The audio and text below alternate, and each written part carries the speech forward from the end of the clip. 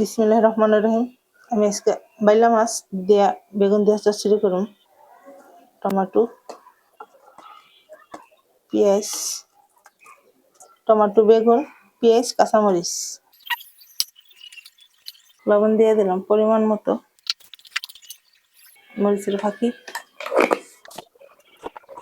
হলুদের,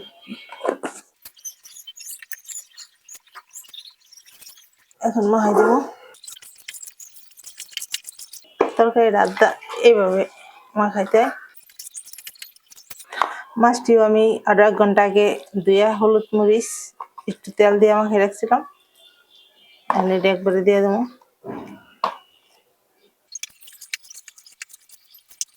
পানি বেশি একটা দেওয়া যাবে না, মানে মাছের এটার ভিতরে একটু পানি নিয়ে হয়ে গেছে। আমি একটু ঢেকে দিয়ে তারপর রান্না ঢেকে দিতেছি। 5 মিনিট পর ঢাকনাটা রোদাম করে দিন। তরকারিটা বলা হয়ে বসছে, এখন ধনিয়া পাতা দিয়ে দেবো।